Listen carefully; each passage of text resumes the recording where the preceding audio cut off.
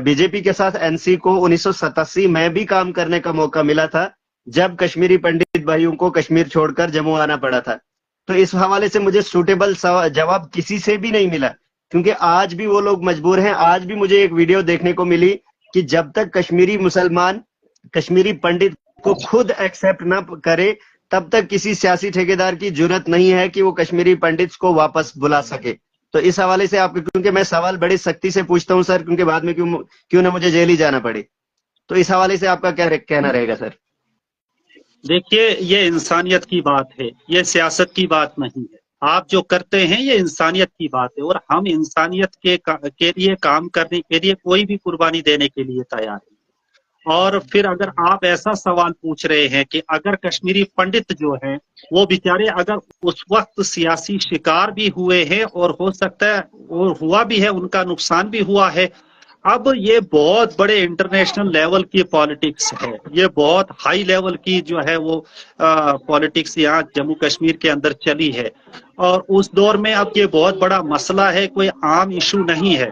और हम बस इन शॉर्ट ये कहना चाहेंगे कि कश्मीरी मुसलमानों को चाहिए, और उन्होंने चाहा भी है, और हर वक्त उन्होंने हमदर्दी जो है वो दिखाई है कि कश्मीरी पंडित भाई जो है वो वापस आ जाए, क्योंकि वो कश्मीर का एक हिस्सा है।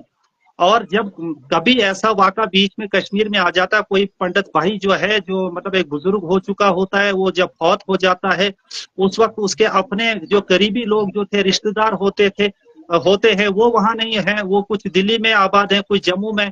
तो मैंने ये भी देखा कि मुसलमान भाइयों ने उन लोगों को जो है अपने कांधों पे उठाकर जो है यानी इनके जो होते हैं, यानी उनको क्या कहते हैं वो, फारूक तो साहब, वहां इसमें सिर्फ उस दौर में सियासी शिकार तो बेशक कश्मीरी पंडित हुए, लेकिन उस दौर में कश्मीरी मुस्लिम्स का भी बहुत नुकसान हुआ है, जिसमें हम भी एक हिस्सा आते हैं, क्योंकि हम कश्मीर डिवीजन से नहीं है, हम जम्मू डिवीजन से हैं। यहाँ से जब भी हमारा बाहर जाना होता है, जब भी किसी यूनिवर्सिटी में किसी इंस्टीट्यूशन में हमारा जाना होता है, तो सबसे पहले हमें 1987 के जवाब देने पड़ते हैं, जबकि हम उस दिन पैदा ही नहीं हुए थे। देखिए, मैं एक क्लियर कट और साफ बात आपको कहना चाहूंगा। देखो, अब हम अपना भी इसके साथ जो है वो फरियाद करने बैठेंगे। देखिए, किसने सुनना है किसने नहीं सुनना है, लेट इट। अब हमारे नसीब में जो था, हमारे तकदीर में जो है वो हमें मिलता रहेगा। लेकिन मैं ये कहना चाहता हूं कि जम्मू कश्मीर को इस वक्त भी पंडित बरादरी की वजह से जो है टारगेट किया जा रहा है। मेरा ये मसला नहीं, हमने कितना नुकसान उठाया और कितना उठाते रहेंगे, कब कब शिकार होते रहेंगे, ये हम अपने नसीब और तकदीर पे छोड़ देते हैं। लेकिन यहाँ पंडित बरादरी का जिक्र किया जाता है, तो हमारी तरफ से उनके लिए जो है दरवाजे भी खुले हैं, हमारा दिल भी उनके लिए खुला है, और हमने हमेशा बहसियत उम्मत मोहम्मदिया के उनके साथ हमें हुक्म है कि आप अपने हमसायों के साथ जो है इतने प्यार मोहब्बत से पेश आओ कि ऐसा फरमाया गया कि ऐसा लगता है कि वो हमारी विरासत का हिस्सा है, यानी वो हमारी विरासत में से उनको हिस्सा देना पड़ेगा, यानी उतने ज्यादा हुकूक उनके हम पे हैं। तो हम इसी नजरिए से उनको देखते हैं कि कल हमने अल्लाह के सामने भी जवाब देना है मर के, कि हमने कहीं जानबूझ के कहीं उन्हें तकलीफ तो नहीं पहुंचाई थी, उन्हें यानी माइनॉरिटी समझ के, या वो बहुत जो अकलियती तादाद में थे, अकलियती कम्युनिटी समझ के उनके साथ कभी ज्यादती तो नहीं की होगी। अब जिसने ज्यादती की होगी अल्लाह के सामने उनको भी जवाब देना, और जिसने हमदर्दी की होगी, क्योंकि जर्रा बराबर नेकी की होगी तो अल्लाह के यहाँ मिल जाएगा उसका बदला, और अगर ज्यादती की होगी, जानबूझ के नियतन उनको तकलीफ पहुंचाई होगी, तो मेरे रब के यहाँ किसी को कोई एक्सक्यूज नहीं होगा।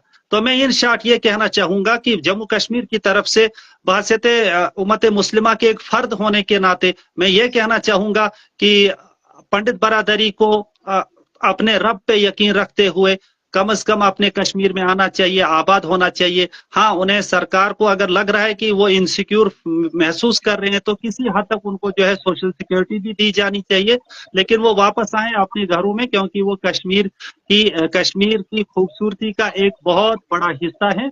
उसके बगैर जो है कश्मीर जो है इस वक्त उतना खूबसूरत नहीं है। उनका बाहर जाना जो है एक बहुत बड़ी कमी जो है कश्मीर में महसूस की जाती है। जी ना।